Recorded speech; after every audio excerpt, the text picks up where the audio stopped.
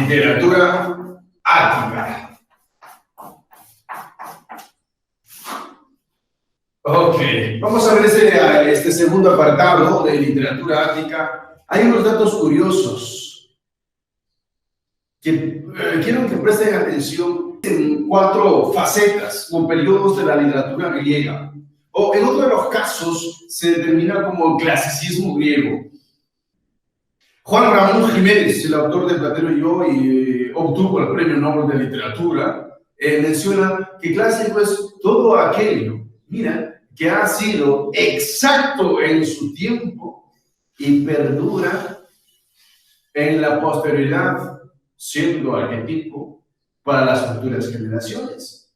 Eso es clásico. Y te comento, la literatura clásica es clásica y nunca ha dejado pasar de moda, incluyéndose incluso la latina, incluyéndose los grandes clásicos del Renacimiento, el neoclasicismo, el nombre lo dice.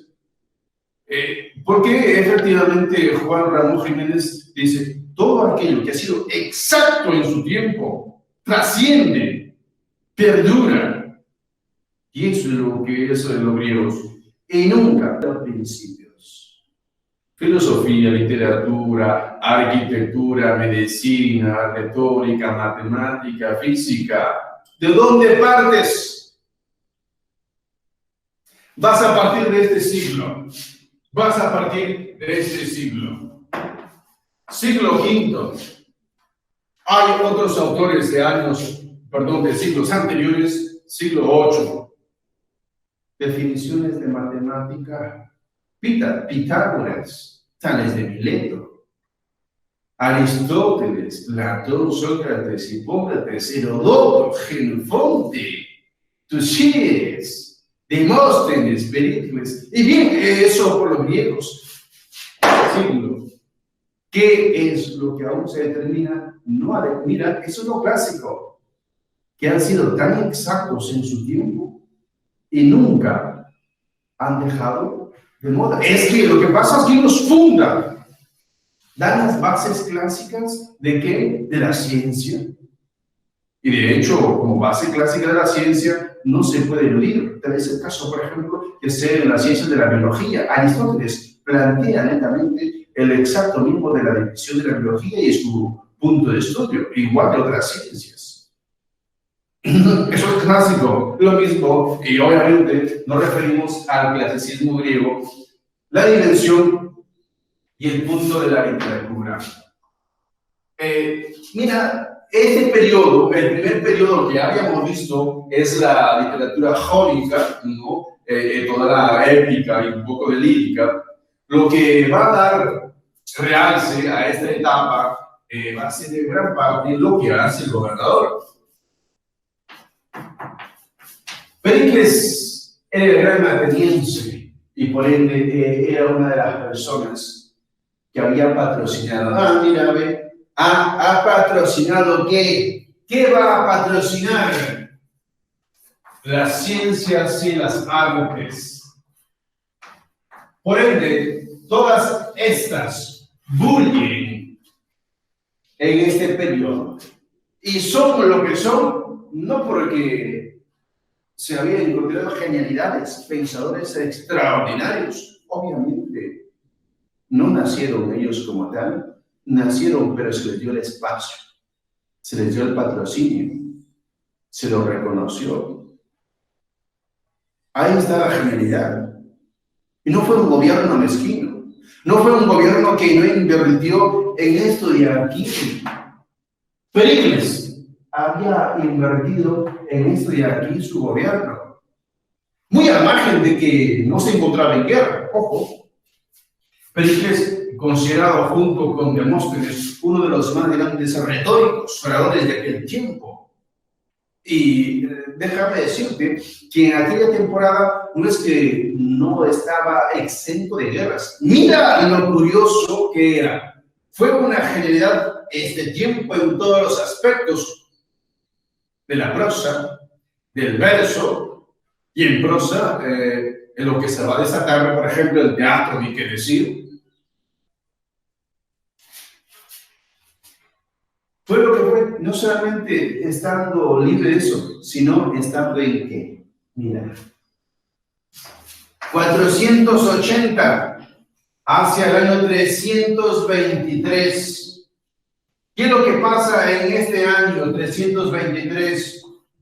La ambición y la expansión del reino macedónico, Alejandro Magno.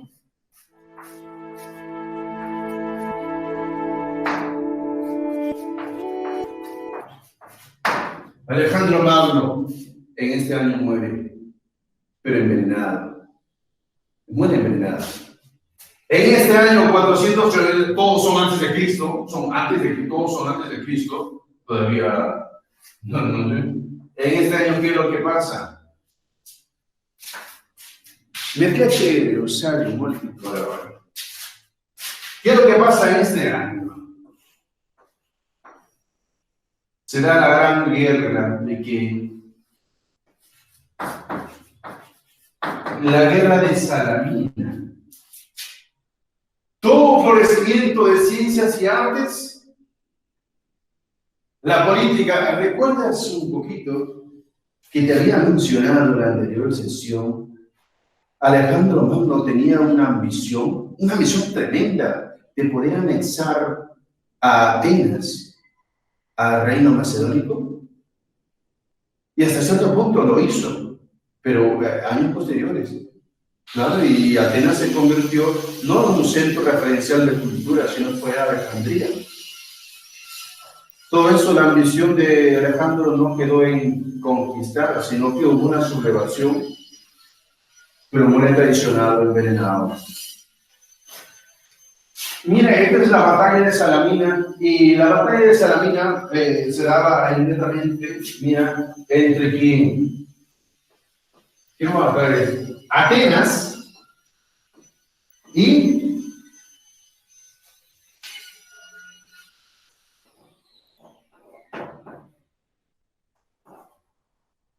está hablando entre Atenas y los persas. Claro, en esta guerra, pues no te olvides, en Grecia había una ciudad por excelencia. Lo máximo en guerra. Ahora, un joven como tú, como yo, y estando en estos años, lo que hemos visto, según los modelos axiológicos de Homero, quería la guerra, quería ir y pertenecer al Estado, digamos, al Estado ateniense, ser partícipe, ser un soldado, saber manejar la espada e incluso estar en una guerra. Eso le daba más honor y más virtud a un joven. Te pregunto hoy en día, ¿quién quiere hacer un servicio militar? ¿Quién aún quiere vivir la vida castrense de lo que hay? Sí, los que postulan a la policía, por ejemplo. Los chicos lo hacen. Bien, tiene los que postulan a la FAF, a la Marina, a la Fuerza Aérea, incluso a la CITEN, bien, los que quieren asimilarse desde varios puntos, aún les gusta la vida castrense, claro. Pero para los griegos no era una elección, sino era una decisión, digamos, una decisión de que a ti te elevaba la moral y la virtud. Ahora, un joven que participaba en la guerra, que era un soldado, era un guerrero, el nivel de jerarquía de ciudad, digamos, de Estado, no es que estaba por debajo. Estaban los filósofos, los sabios, los gobernadores, la nobleza y los guerreros. ¿Me imaginan? Era algo privilegiado. Y vamos a ver los autores trágicos que a continuación no son autores de pura tragedia. Lo que vamos a ver es Esquilo fue un soldado, había peleado aquí en esta guerra. Producto de esa guerra, escribe un libro, Los Persas. Era un soldado, un guerrero. Había combatido, había luchado en varias presentaciones teatrales contra Sófocles. Tenía muy buenas victorias. Eso era lo mismo, solo que es un guerrero. Esa era la virtud propia de un luchador. Eso es lo que se tiene aquí. Aquí hay dos grandes personajes, Jerjes y Temístocles. Este nombre me vacila, Jerjes.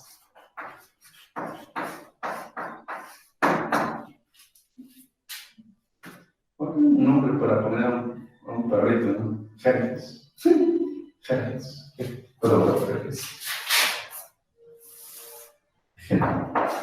Jerjes y Temístocles, gran guerrero, grandes comandantes. Lamentablemente, escúchame, lamentablemente pierde y gana la guerra. Gana la guerra. Y Atenas se había empoderado y se había llenado de ufanía y de que tenía el gobierno perfecto. Atenas no era tan poderosa en la guerra ni en armamento. Había otra ciudad mejor. Pero ojo, entonces, ¿qué es lo que hizo Atenas? Fue una ciudad de inmigrantes. Fue una ciudad donde la gente empezó a venir y se llenó. Y se dirán que el gobierno, esta vez, no sé, le he explicado un poco de historia, el gobierno de los 40 tiranos. ¿Recordás un poco? El gobierno de los 40 tiranos. El gobierno de Atenas era una tiranía. Aprovechándose de esa circunstancia, mira, aprovechándose de ese caos político, de esa circunstancia tiránica de Atenas, hay una ciudad mucho más poderosa en guerra. No, Atenas era la ciudad del conocimiento, de la cosmovisión. Hay otra ciudad por aquí llamada Esparta. Esparta era una ciudad que cultivaba bastante esto de acá. Cultivaba bastante esto de aquí. Así que las ambiciones, mira lo que hace. Toma, Atenas, ¿te crees chévere? Vamos conmigo, a ver quién puede más. ¡Guerra! La guerra. Y se desata aquí la famosa y conocida, la guerra de Peloponeso. ¿Sí?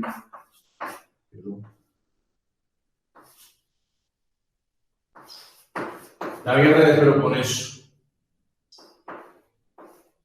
Guerra de Peloponeso, mira, se desata. Época ática. Y obviamente Esparta es lo que es, gana, y la famosa Atenas pierde. Pierde. Atenas pierde. Una ciudad cercana era Corinto y otra más cercana era Tebas. Tebas ambicionaba bastante lo que tenía Atenas. Así que en su pérdida, ¿quién se alía? ¿Quién se suma? Tebas. Tebas, levante el honor de Atenas. Una alianza y le increpa nuevamente a Esparta, obteniendo la victoria y perdiendo Esparta. Esto era la política. Guerra, y lo que vas a ver en las tragedias son venganzas y guerras. La circunstancia política,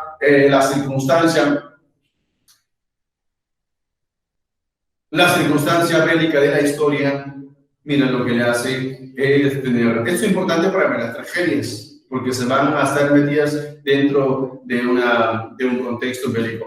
Y ni qué decir, yo sé que no has ido, has escuchado o has visto el video que le he puesto, por ejemplo, de la famosa Ilíada. Es una epopeya imprescindible, ¿no? Por lo menos saber algún contexto. ¿En qué circunstancias se enmarca? En digamos, en un aspecto de puro guerra 100%. Y obviamente estas guerras no han estado exentas de la realidad. Son contextos históricos que han estado ahí.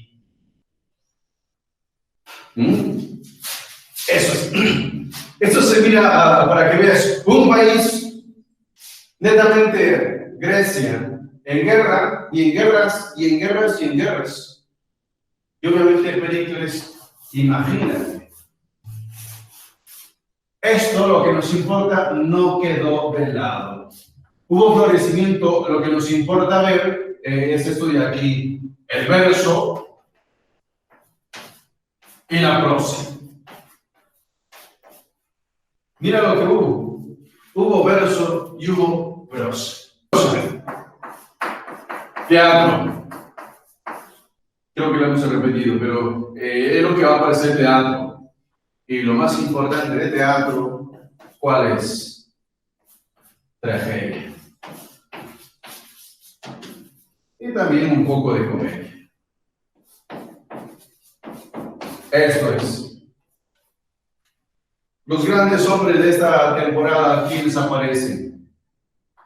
Esquilo, Aristófanes y Menandro. Bien, estos autores en el teatro, y obviamente lo que nos vacila es esta cuestión de aquí, lo que vamos a ver. Esto. Pero no solamente esto aparece, aparece también otra temática, por ejemplo, la filosofía. Esto es indiscutible autores de esta temporada, no saberlos, eso es ya pecar contra la sabiduría. Einstein quiere decir Sócrates.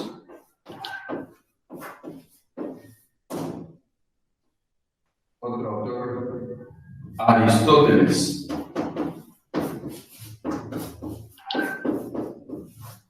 Hay otro autor, Platón. Son hombres de esta temporada y los considerados como los filósofos antropológicos. Hay otra manifestación también en historia. Y esto te va a ser conocido a algunos autores de esta temporada, por ejemplo, y quiere decir lo que se dice de las obras de Homero, Heródoto. También está Jenofonte. Y también está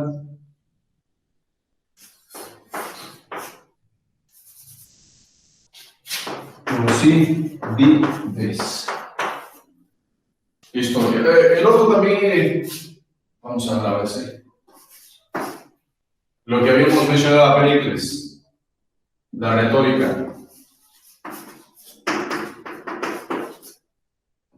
Y aquí netamente está un tartamudo que luego vence su tartamudez a las orillas, a la ribera de un río, ¿no?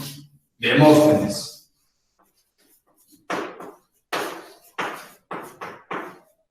Y otro autor, Pericles. Grande aparición del conocimiento y la cosmovisión, no para esta temporada de Atenas. Apareció netamente en Atenas, claro, Atenas tenía varios pueblitos, por ejemplo, como Samos, ¿no? Lesbos, y dentro de un margen no de paz, dentro de un margen de guerra. Bien, estoy aquí, pertenece a otra dimensión, y qué decir esta cuestión de acá, que esto lleva tiempo, lo que nos interesa es rescatar lo que pertenece a literatura. Para ver el teatro griego en sí. En esa parte que tú ves, vamos a ver, en toda esta parte que ves, obviamente está hecho de forma circular, son las gradas, así como del estadio, te percatas bien, son las gradas, así como del estadio. Ajá. A esta parte, escúchame, a esta parte, a las gradas del estadio, se le llama teatro. O sea, el teatro era las escalinatas, de forma, bueno, ascendente, ¿no? Para visualizar. Y bien, y esto es lo que está ahí abajo, en el centro. Lo que está ahí abajo, en el centro.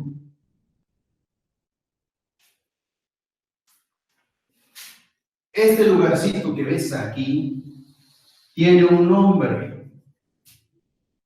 Se llama orquesta.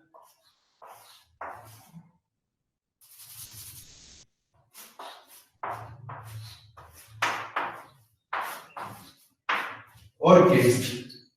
Y este de acá también tiene un nombre. Se llama lejario. Escúchame, este de aquí es un pequeño altar, una piedra, un ar. Y aquí se encontraba quien efectivamente era un altar para quién, para, digamos, el honor y la gloria del Dios. Para el honor y la gloria del Dios. ¿Y cómo se llama este Dios? Bueno, las versiones que lo manifiestan, el Dios Baco, el Dionisio. El Dios Baco o Bacon o Dionisio era un Dios que se llevaba a las primicias de toda productividad agraria e industrial. También se lleva las primicias, por ejemplo, de los vinos. Y de ahí se genera esta palabrita que está en boca de, digamos, de terminología, de atribución, el concepto de báquico. Este es Bacon, el famoso dios Dionisio. Baco. Y obviamente a Baco, a Bacon, se le ofrecía, mira, los mejores tragos de la vida, digamos, las primicias. Y bien, él se lo tenía. Y de ahí procede esta palabra de vático, y vático pues significa lo que sabemos, dipsómano, embriagado, ebrio, ¿no? Borracho, bueno, tomador, alcohólico, bien, eso es. Aquí estaba la figura entonces de Rama de Bacon. Este tipo de festividad, bueno, antes de ver esta cuestión, aquí estaba, y aquí en esta piedrita, en este ara, obviamente se le hacía un sacrificio. Mira, se le entregaba un sacrificio a Bacon. ¿Y qué tipo de sacrificio? Las primicias. Le ponías vino, le ponías, no sé, uvas, animales, pájaros, palomas, todos. Pero había algo curioso por ahí donde empieza a salir las vestiduras. Algo curioso. Bien, era un lugar para ofrendar a los sacrificios aquí en honor a Bacon. Otro, esta parte que llamas orquesta, ¿quiénes están aquí? Mira, aquí está netamente el coro. Aquí están los grandes, los flautistas. ¿Conoces un coro? A ver, un coro, ahí está netamente los músicos, los flautistas, y luego también están ahí los mimos. Flautistas. Hoy en día, ¿quiénes están en el escenario? La orquesta, los músicos, los cantores, los bailarines y bien, y los animadores, ya está. Lo mismo, esto estaba inamovible, estaban fijos ahí delante del altar de Bacon, el coro, los cantores, los flautistas y los mimos. Y este lugar de aquí, el Highland, quiere decir espacio abierto para desplazarse y actuar, era netamente el lugar de actuación. Era el lugar de actuación. Mira, el lugar para actuar. El lugar para dramatizar las tragedias, para representar. Ese era el ambiente.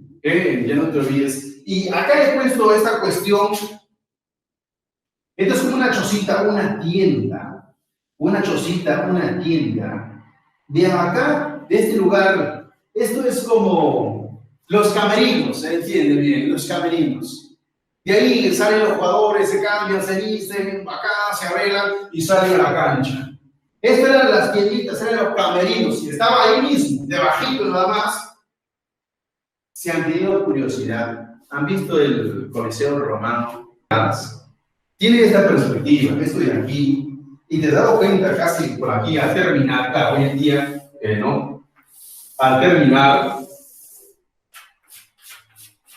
hoy en día ya está roto, está descubierto, pues existe así como zanjas, ¿no? Como paredones, como sótanos, que se van por debajo, ¿no? Esto era justamente lo que se hacía. No te olvides, Italia pues está, ¿no? El mundo pertenecía al ámbito griego, ¿no? Entonces no te olvides que Grecia está, por ejemplo, ahí más abajito, al sur de Italia. Italia pertenecía a este mundo, ¿no? Al mundo griego.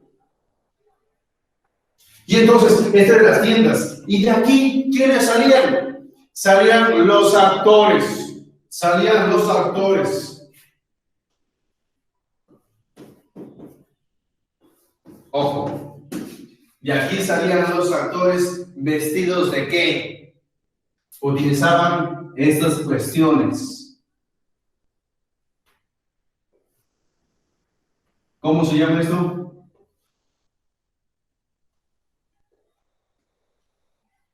¿Cómo se llama? Salían con sus gigantescas máscaras. Se les dice que tenían, la abertura de la boca era bastante grande para facilitar el lenguaje y poder hablar. Estos son llamados famosos coturnos. Y pues obviamente también que de aquí mismo de Garna se vestían con pieles. Pieles. Esto era, digamos, la aparición de aquí para el escenario. Es curioso que los actores, en aquel tiempo no había cortinas, no había un telón. Hoy en día, en un teatro, ves, vas, cortinas, cierra todo. La orquesta nadie les ve, cortinas les cierran, le abren, aparece. Los actores, termina la sesión, cortinas y ya está. En aquel tiempo, ojo, no había cortinas. Y ahora, la avenida entre un actor y otro actor, ¿qué era? Justamente para eso se diseña. Tener, mira, grandes máscaras, grandes coturnos, zapatos con calzado grande y tomar la corpulencia lo más grande que se pueda. ¿Para qué? Para servirse de una cortina. Y a ese elemento se le va a llamar, mira aquí, a la cortina, unidad de tiempo. A la cortina que lo van a formar los actores revestidos de esta vestimenta, máscaras y coturnos, pues se considera como la unidad de tiempo. La orquesta era inamovible, los actores, los cantores, los flautistas eran inamovibles, eran fijos, estables, considerado como que como la unidad de lugar. La pregunta que te lo voy a hacer, explíqueme en qué consiste para el teatro griego la unidad de tiempo y la unidad de lugar. Como en los griegos no había cortinas para tapar el telón, para que ingrese un actor y otro actor, ¿qué es lo que se diseñó? De usar máscaras grandes, de usar coturnos, zapatos con suela grande, y que los actores tomen cuerpo, tomen figuras extensas, y entre el, digamos, entre el enlace, el espacio, el lapso entre uno y otro, ellos mismos servían de cortinas. Separaban un actor, otro actor, y listo, y delante del público. El otro actor salía de la tienda, se alistaba rápido, salía a actuar, entraba en escena, el actor precedente se retiraba. Y ahí estaba. Entonces, a ese lapso y el intercambio de un actor y otro actor, que le servía como de reemplazo figurativa, de presencia visual, se le llama, digamos, en esta cuestión, unidad de tiempo. Lo otro, la orquesta era inamovible, siempre le veían, cantaban, tocaban, ahí estaban, fijos, se hacían los mismos, ahí estaban los grandes flautistas. Y bien, no les veía, ahí estaba, estático. Otra unidad del teatro griego, unidad de lugar, lo que no van a moverse. Curioso la estructura de la presentación, y esto ya aquí ha seguido, ¿no? Se ha instalado, por ejemplo, en Italia, el mundo latino también. Grecia usó esto. Los romanos, los latinos, con Octavio Augusto, volvieron a usarlo, el mismo sistema y el mismo esquema. Lo curioso, ¿por qué no es circular como un estadio hoy en día? Casi semicircular. La cuestión para establecerse un teatro griego era en un lugar, mira, en un lugar de una colina, al fondo de una colina. que tuviera esa perspectiva, justamente para que la voz, para que la voz de los actores retumbase en eco ahí mismo entre ellos. Si no, ¿cómo iba a escuchar que Franco estaba acá escuchando, fumando su mapachito? Imagínate acá, ¿cómo iba a escuchar aquí a los actores? Difícil. Tenía que percibirse. Entonces, esto era la presentación y la estructura material geográfica de qué? Del teatro griego. Vamos ahora a ver, eso es la conclusión.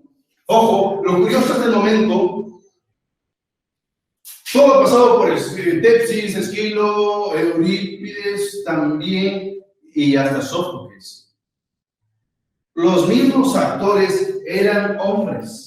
Y los mismos actores hacían los papeles de mujer, hacían la actuación femenina, listo. Los mismos actores lo hacían. ¿Quién instaura una psicología femenina dentro de la actuación como personaje de sus autores? Ya es Sófocles. Novedoso el dato. Aumenta los actores a 1, a 2, a 3. Con Sófocles se instala la cuestión de personajes femeninos, y lo vas a ver, por ejemplo, lo vas a ver, claro. Mientras que los autores, los femeninos, son netamente a los actores masculinos los que hacen el papel de esta dimensión. Esa es la cuestión del teatro. Bien, ahora sí vamos a ver cuál es la cuestión en la cual, cómo se instaura netamente este concepto. El teatro griego. Lo que prima por encima de todo es esto de aquí.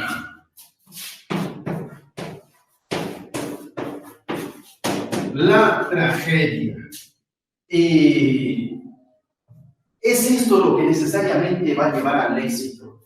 Los griegos son tan exitosos que las escenas empiezan a ser una. Bien, y ya está. 2, 3, ya bien. Llega un momento en que las escenas empiezan a ser más interesantes y empiezan a dividirse. Trilogías. Prueba de esto, la Orestiada. Llegan a ser tan interesantes que no solamente se quedan en 3 partes. Vamos a la tetralogía. Obras que empiezan a poner en mira, 3 partes, 4 partes, y que no acaban. Es más, al final de toda cuestión, para que los dioses no se llenen, ni que decir, para que Bacon no siente rabia y se sofoque de tanta tragedia y muerte y sangre, y para que la gente del pueblo, aún los espectadores, no se llenen de estupor y pues se llenen de rabia. ¿Qué es lo que hacen los autores cuando ingresan una tetralogía? Pues le quieren hacer de que esto sea un poco más cómico. Les quiere dar placer a los espectadores. Les quiere dar un poco de goce, de festividad a Bacon. Y entonces, al final de la tragedia, escúchame, al final de la tragedia, incorporan un acto más, un acto que sea divertido, alegre, festivo, jocoso. Lo primero en la tragedia es esto de aquí. Fatalidad.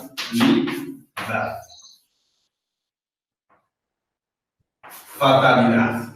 Esto es lo primero que está, fatalidad. Lo que puede hablar del destino.